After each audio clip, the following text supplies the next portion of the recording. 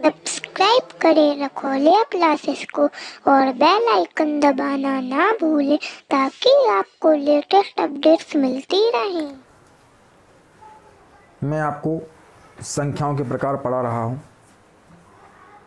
पिछले वीडियो में मैंने आपको प्राकृत संख्याएं अर्थात नेचुरल नंबर, इन्हीं को हम गणन संख्याएं भी कहते हैं, यानी काउंटिंग नंबर, ये बताया था मैंने आपको।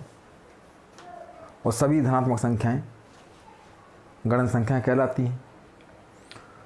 पूर्ण संख्याएं प्राकृत संख्याओं के समुच्चय में शून्य को शामिल कर दें तो पूर्ण संख्याओं का समुच्चय बन जाता है। समप्राकृत संख्याएं ऐसी प्राकृत संख्याएं जो दो से विभाजित हो जाएं, दो से पूर्णतया विभाजित हो जाएं तो उन्हें हम समप्राकृत संख्याएं कहते हैं। और विषम प्राकृत संख्याएं ऐसी प्राकृत संख्याएं जो दो से पूर्णतया विभाजित ना हो उन्हें विषम प्राकृत संख्याएं कहते हैं। एक बार पुनः हम रिवीजन करते हैं इसका। देखिए,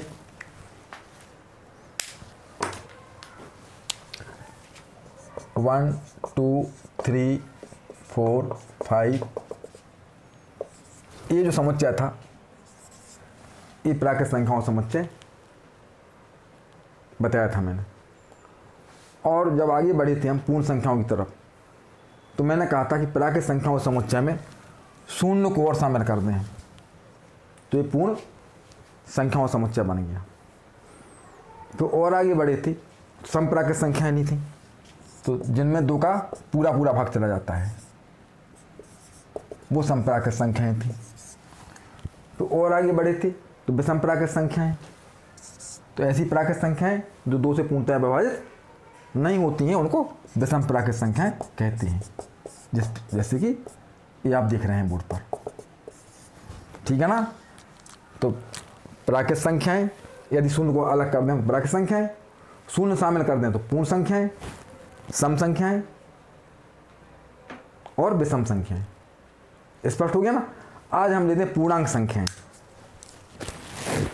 इंटीजर नंबर्स।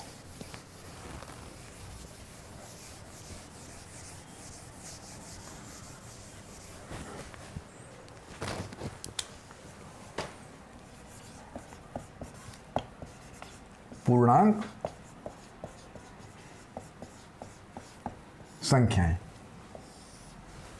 ठीक है ना, इंटीजर नंबर्स।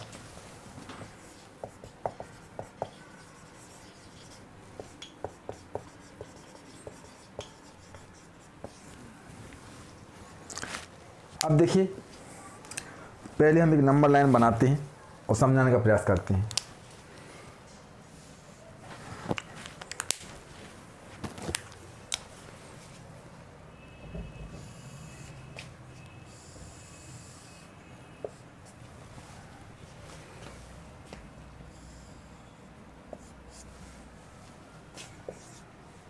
जीरो, जीरो के राइट में प्लस के नंबर,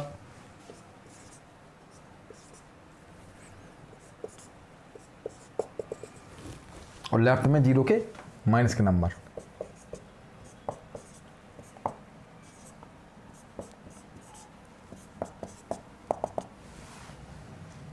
ठीक है ना।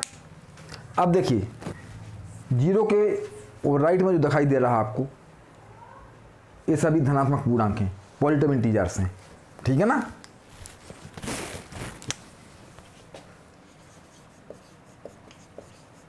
धनात्मक पूर्णांक अर्थात पॉजिटिव इंटीजर्स। और जो जीरो के लेफ्ट में देख रहे हैं वो ऋणात्मक, ऋणात्मक पूर्णांक अर्थात नेगेटिव इंटीजर्स, ठीक है ना। तो देख सकते हैं आप लोग कि जो पूर्णांक संख्याएं होंगी वहाँ धन की संख्याएं भी वो रहेंगी, और ऋण की भी रहेंगी, और शून्य भी रहेगा। तो इस प्रकार से इसकी परिभाषा हम बनाने का प्रयास करते हैं। तो देखिए, आपको याद होगा कि ये संख्याएं पिछले वीडियो में पढ़ाई थी मैंने, यह प्राकृत संख्याएं। अब देखिए, यदि हम प्राकृत संख्याओं में शून्य को शामिल कर देते हैं तो ये पूर्ण संख्या हो जाएंगी, ठीक है ना। और इसमें हम माइनस के नंबर ले लें तो ये पूर्णांक संख्या कहलाएंगी, ठीक है ना। जीरो के राइट में आप देख सकते हैं ये वाला पोर्शन पूरा प्राकृत संख्याओं के लिए है। यदि हम जीरो को शामिल कर देते हैं तो ये पूर्ण संख्याएं कहलाएंगी। और ये सारी संख्याएं ओपन कर देते हैं तो इसमें जीरो भी है, प्लस के नंबर भी और माइनस के नंबर भी, तो ये पूर्णांक संख्याएं कहलाएंगी। तो इस प्रकार से हम परिभाषा दे सकते हैं, यदि प्राकृत संख्याओं के समुच्चय में शून्य और सभी ऋणात्मक संख्याओं को शामिल कर दिया जाए तो यह पूर्णांक संख्याओं का समुच्चय बन जाता है। आप समझ सकते हैं, प्राकृत संख्याओं के समुच्चय में शून्य और सभी ऋणात्मक संख्याओं को शामिल कर देने से पूर्णांक संख्याओं का समुच्चय बन जाता है। इसी को हम इस प्रकार से भी कह सकते हैं कि पूर्ण संख्याओं के समुच्चय में, ये पूर्ण संख्या है, पूर्ण संख्या का समुच्चय है ना, तो पूर्ण संख्याओं के समुच्चय में सभी ऋणात्मक संख्याओं को शामिल कर देने से पूर्णांक संख्याओं का समुच्चय बन जाता है। तो परिभाषा नोट कर लीजिए आप लोग। दो प्रकार से परिभाषाएं मैं बताने का प्रयास करूंगा आपको, जैसा कि मैंने यहां समझाया आपको। प्राकृत संख्याओं के समुच्चय में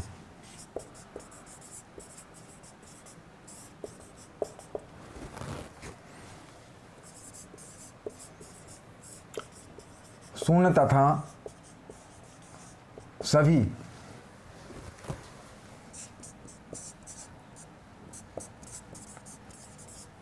ऋणात्मक संख्याओं को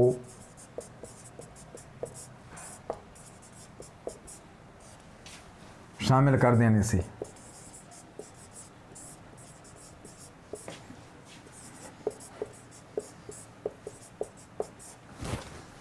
पूर्णांक संख्याओं का समुच्चय बन जाता है। पूर्णांक संख्याओं का समुच्चय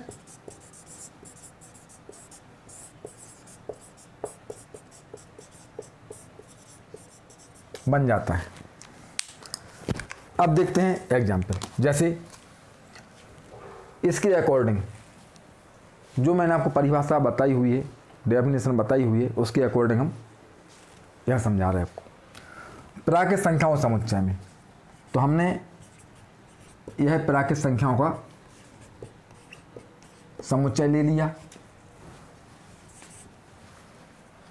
फिर कहा गया आपसे कि प्राकृत संख्याओं समुच्चय में शून्य तथा सभी ऋणात्मक संख्याओं को शामिल कर दें। तो हमने यहाँ शून्य को शून्य के स्थान पर जहाँ उसका स्थान पर शामिल कर दिया और सभी ऋणात्मक संख्याओं को शामिल कर दिया। तो आप देख सकते हैं कि जो ये समुच्चय बन के तैयार हुआ है ये पूर्णांक संख्याओं समुच्चय कहलाएगा, ठीक है ना। क्या कहलाएगा? ये पूर्णांक संख्याओं समुच्चय। पूर्णांक संख्याओं का समुच्चय कहलाएगा ये, ठीक है ना।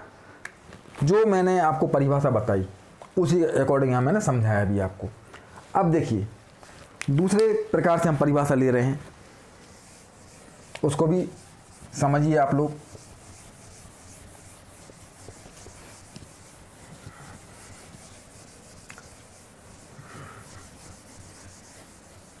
अभी मैंने कहा था कि प्राकृत संख्याओं समुच्चय में जब हम प्राकृत संख्याओं समुच्चय बोलते हैं तब हमें शून्य भी बोलना पड़ेगा और ऋण की सभी संख्याएं भी बोलना पड़ेंगी।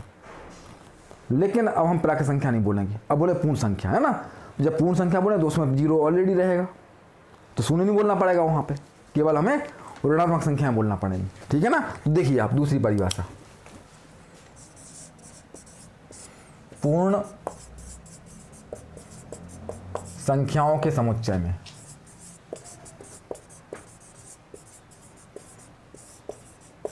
अब देखिए पूर्ण संख्या जब कहा जाता है तो यहाँ प्राकृत संख्या में जीरो पहले से होता है, तो शून्य नहीं बोलना है हमें, है ना। पूर्ण संख्या समुच्चय में क्या शामिल करना है, सभी ऋणात्मक संख्याएं, क्योंकि शून्य तो पहले शामिल है ही उसमें, ठीक है ना। सभी ऋणात्मक संख्याओं को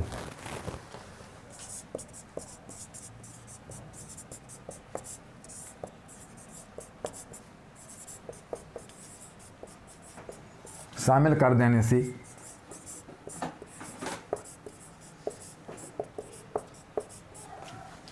पूर्णांक संख्याओं का समुच्चय बन जाता है।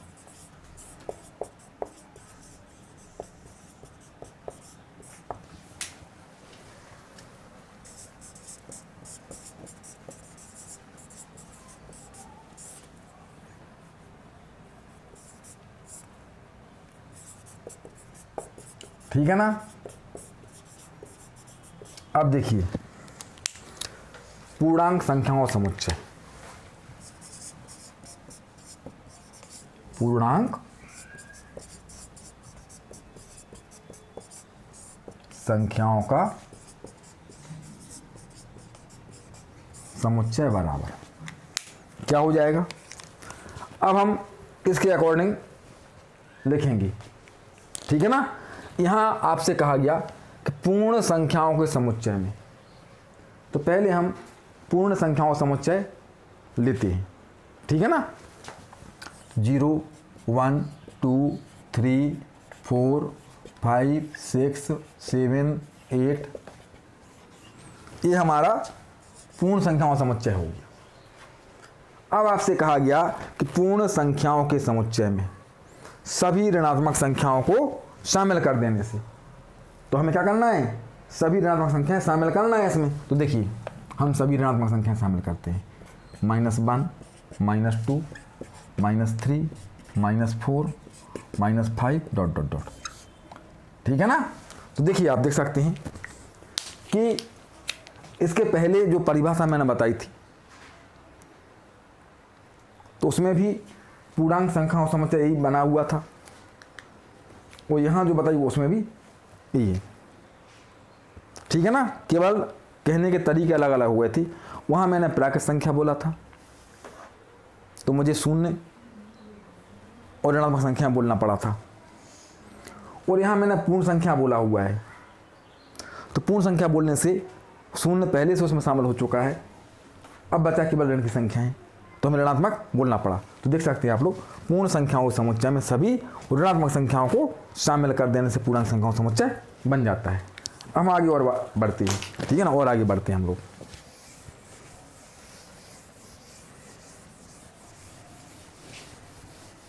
बहुत अच्छे से आप समझने का प्रयास करिए, मैं पूरा प्रयास कर रहा कि आपको बहुत अच्छे से समझ में आए। हर टॉपिक को मैं बहुत सरल भाषा में समझाने का प्रयास कर रहा।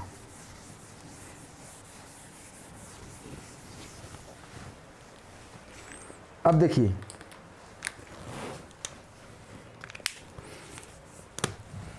इसको और स्पष्ट करते हैं हम लोग। पूर्णांक संख्याएं, ठीक है ना, इंटीजर नंबर्स।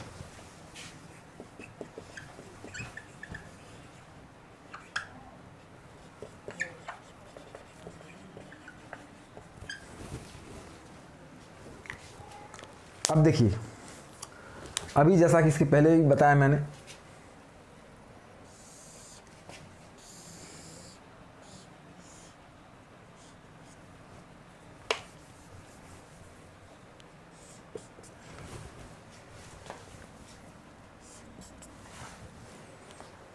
धनात्मक पूर्णांक और ऋणात्मक पूर्णांक, पॉजिटिव इंटीजर और नेगेटिव इंटीजर।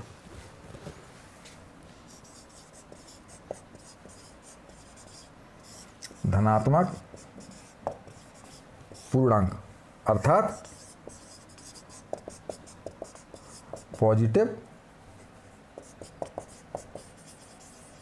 इंटीजर।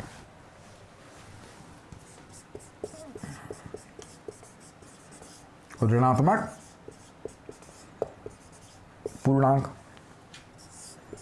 अर्थात नेगेटिव इंटीजर। ठीक है ना। अब देखिए यहां पर जो धनात्मक पूर्णांक आए हुए हैं, जी क्या 1 2 3 4 5 6 7 8 इस टाइप से धनात्मक पूर्णांक है। इनमें भी दो प्रकार की संख्या निकल के आएंगी, समधन पूर्णांक और विषम धन पूर्णांक। ठीक है ना। देखिए आप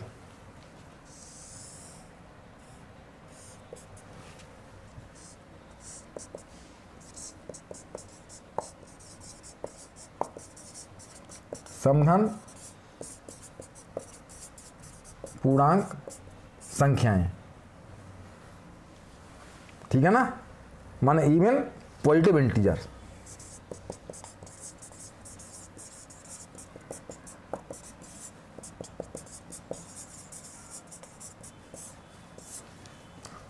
और विषम धन पूर्णांक संख्याएं, नेगेटिव इंटीजर्स। ठीक है ना। अब यहां आते हैं तो यहां भी दो प्रकार की संख्याएं आएंगी, सम ऋण पूर्णांक और विषम ऋण पूर्णांक। ठीक है ना। तो देखिए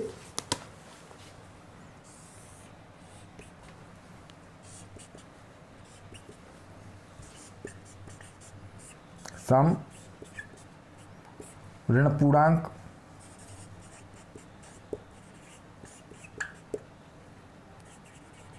संख्याएं, even negative numbers, even negative numbers या इंटीजर। ठीक है ना। और फिर विषम ऋण पूर्णांक संख्याएं,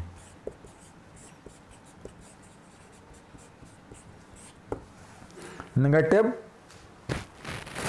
odd negative integers number, odd negative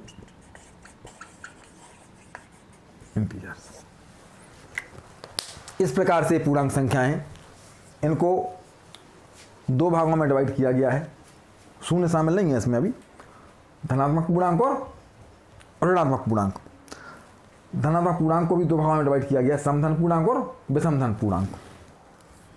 और यहाँ जो ऋणात्मक पूर्णांक संख्याएं हैं वहाँ भी समऋण पूर्णांक और विषम ऋण पूर्णांक। ठीक है ना। अब इनको हम क्रमशः देखते हैं।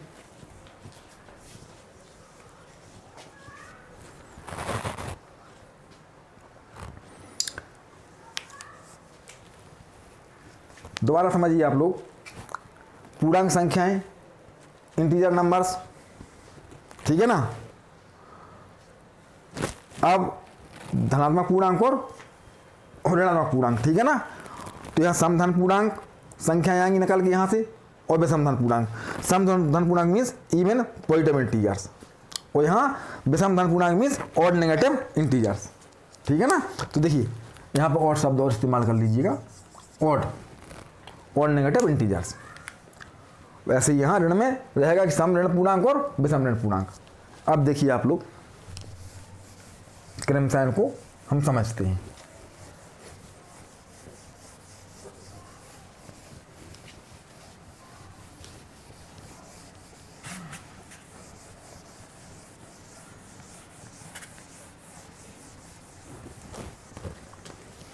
बहुत अच्छे से समझाने का प्रयास कर रहा हूँ, ठीक है ना। अब धन पूर्णांक क्या है, पहले हम देखते धन पूर्णांक संख्या क्या होती हैं, ठीक है ना। धन पूर्णांक संख्या जो प्राकृत संख्या होती है ना, प्राकृत संख्याएं, आप लोग नोट करते जाइएगा। पहले हम देखते हैं कि धन पूर्णांक संख्याएं क्या है, मतलब पॉजिटिव इंटीजर्स।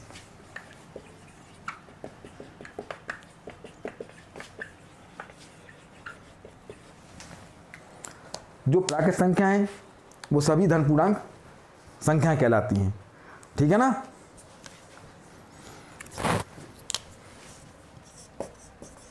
सभी प्राकृत संख्याओं को, क्योंकि प्राकृत संख्या तो पॉजिटिव होती ही हैं, सभी प्राकृत संख्याओं को धन पूर्णांक संख्या कहते हैं,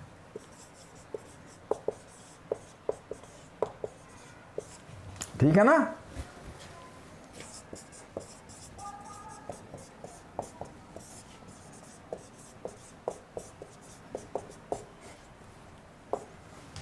समझ में आ रहा, नहीं समझ में आ रहा। जैसे देखिए 1 2 3 4 5 6 7 8 9, ये सभी संख्याएं धन पूर्णांक संख्याएं कहलाएंगी।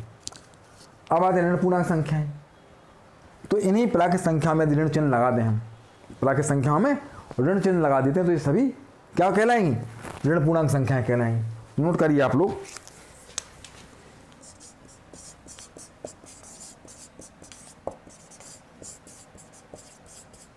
ऋण पूर्णांक संख्याएं, ठीक है ना, नेगेटिव इंटीजर्स।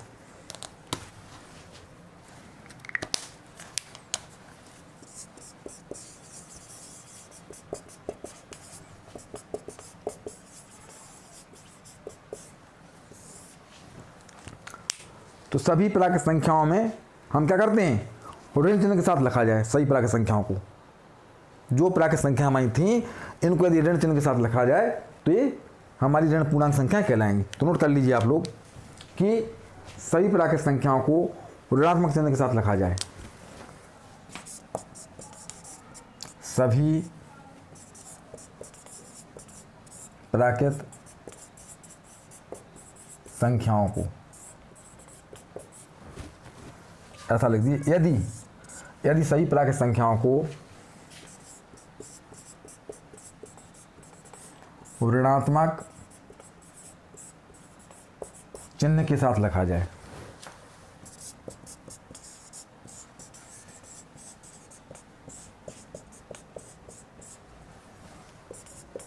तो वे संख्याएं ऋण पूर्णांक संख्याएं कहलाती हैं, ठीक है ना। तो वे संख्याएं और ऋण पूर्णांक संख्याएं कहलाती हैं।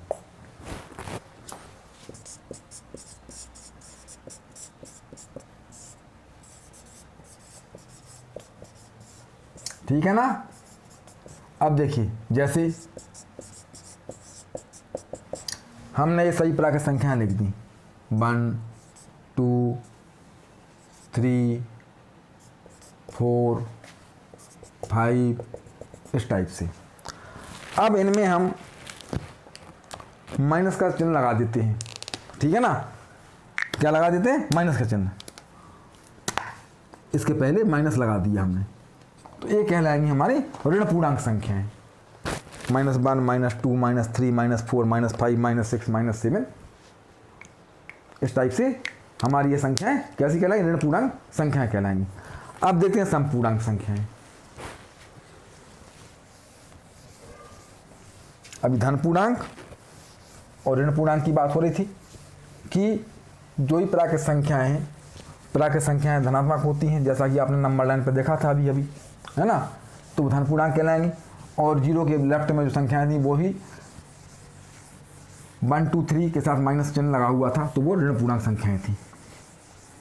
वही मैंने आपको बताया हुआ कि प्राकृत संख्याएं यदि ऋण चिन्ह के साथ लिखी जाएँ तो वो ऋण पूर्णांक संख्याएं कहलाती हैं, ठीक है ना। अब देखिए समपूर्णांक संख्याएं।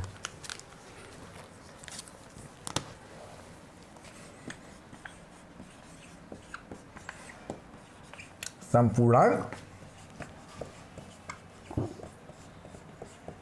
संख्याएं, ठीक है ना, इवन इंटीजर्स।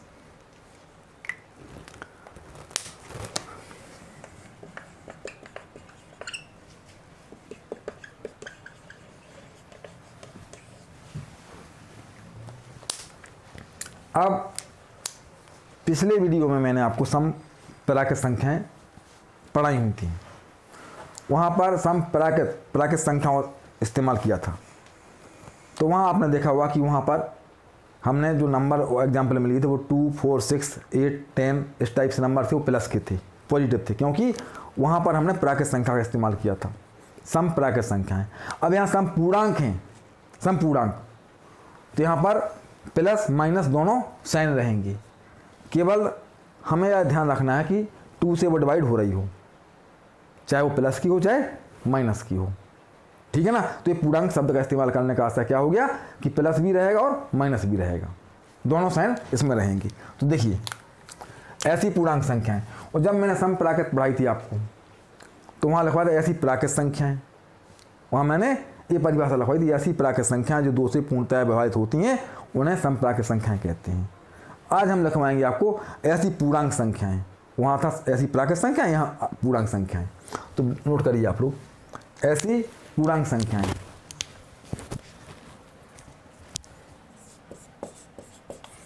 ऐसी पूर्णांक संख्याएं।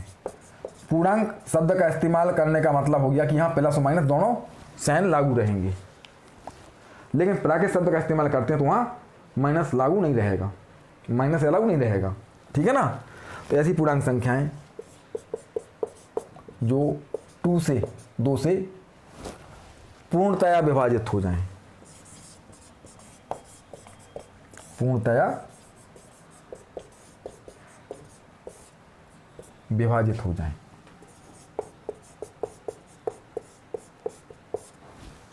ऐसी पूर्णांक संख्या जो 2 से पूर्णतः विभाजित हो जाए उन्हें क्या कहते हैं, समपूर्णांक संख्या कहते हैं, उन्हें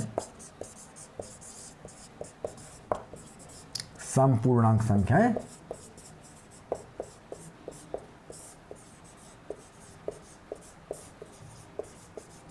कहते हैं, ठीक है ना। अब देखिए समपूर्णांक संख्याओं का समुच्चय क्या बनेगा, एग्जाम्पल देखिए आप, सम पूर्णांक संख्याओं का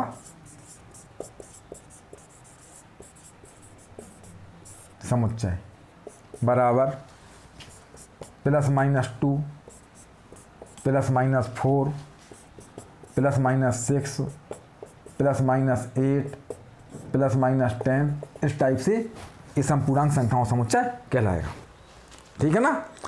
केवल आपको ध्यान यह रखना है कि जो भी नंबर इसमें लिए गए वो 2 से डिवाइड होना चाहिए, ठीक है ना। अब देखते हैं हम विषम पूर्णांक संख्याएं।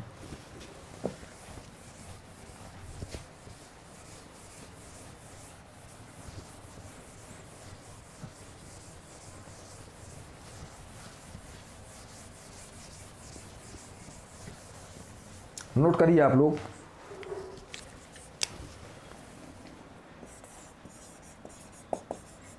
विषम पूर्णांक संख्याएं, ऑड इंटीजर्स, ठीक है ना।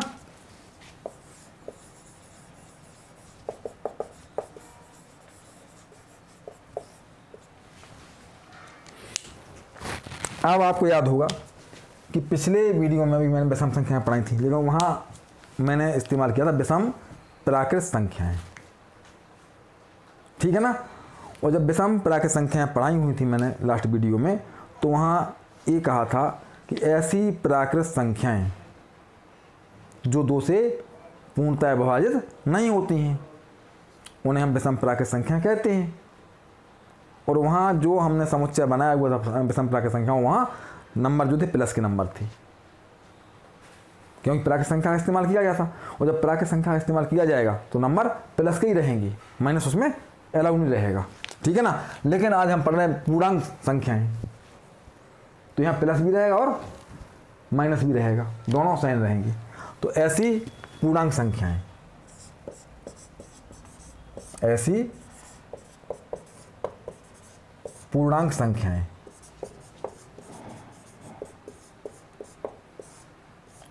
जो 2 से पूर्णतः विभाजित ना हो,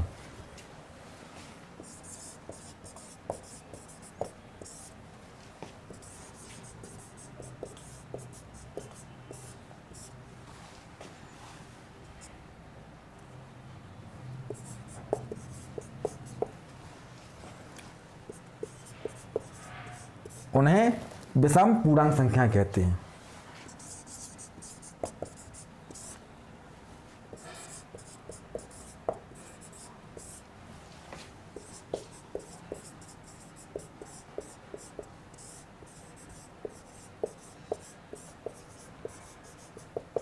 अब देखिए विषम पूर्णांक संख्याओं का समुच्चय,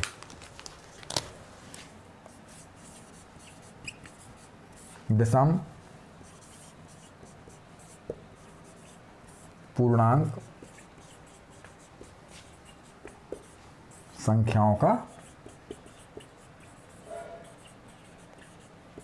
समुच्चय बराबर क्या हो जाएगा, +-1 +-3 +-5 +-7 +-9, इस टाइप से ये जो संख्याएं होंगी ये विषम पूर्णांक संख्याएं कहलाएंगी, ठीक है ना। तो आपने देखा पिछले वीडियो में विषम संख्याएं पढ़ाई थी मैंने, यहाँ विषम संख्याएं पढ़ाई, लेकिन वहाँ विषम प्राकृत थी, यहाँ विषम पूर्णांक हैं। विषम प्राकृत में मैं बार बार बता रहा, आपको ध्यान रखिएगा आप लोग चिन्ह का। विषम प्राकृत कहा था जब मैंने, तो वहाँ प्राकृत संख्या नहीं थी, मैंने इन नंबर पॉजिटिव थे। यहाँ पूर्णांक कह दिया मैंने, तो यहाँ प्लस भी रहेगा माइनस भी रहेगा, दोनों साइन रहेंगे, आप देख सकते हैं एग्जाम्पल में, ठीक है ना। अब देखिए एक और मैं जानकारी दे दूँगा आपको।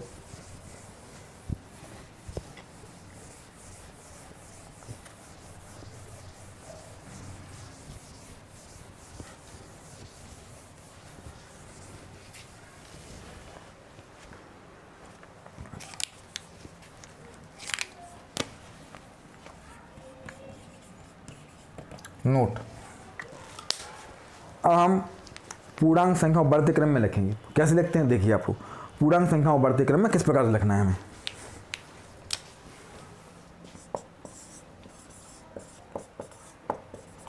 पूर्णांक संख्याओं को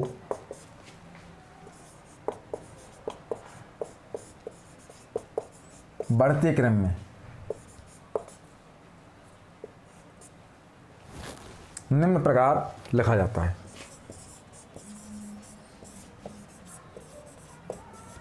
निम्न प्रकार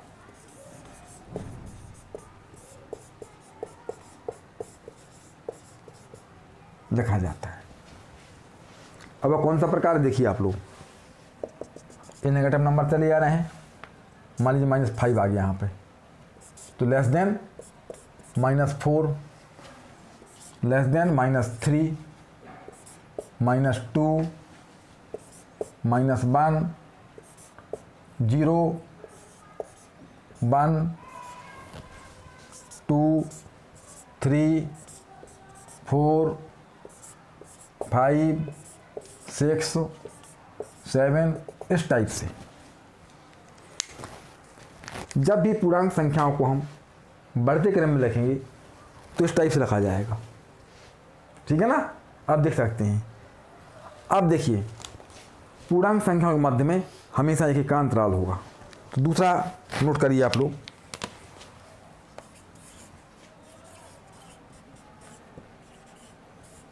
पूर्णांक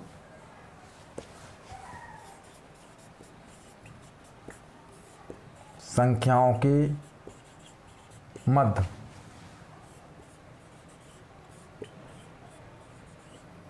एक का अंतराल होता है।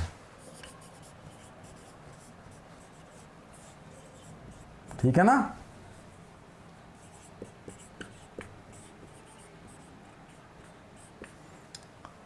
तो आज मैंने आपको सिखाया कि पूर्णांक संख्याएं क्या होती हैं और ये किस किस प्रकार संख्याएं इसकी बनती हैं।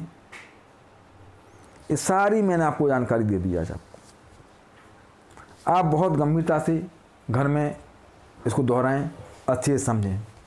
ठीक है ना। पूर्णांक संख्या में फिर ध्यान रखिए आप लोग कि यहाँ पर शून्य भी रहेगा, प्राकृत संख्याएं भी रहेंगी और ऋण की संख्याएं भी रहेंगी, जैसा कि मैंने परिभाषा के माध्यम से बताया, नंबर लाइन के माध्यम से भी बताया। कई प्रकार से मैंने आपको समझाने का प्रयास किया और निश्चित रूप से पूर्णांक संख्या बहुत अच्छे से आपको समझ में आ गई होगी।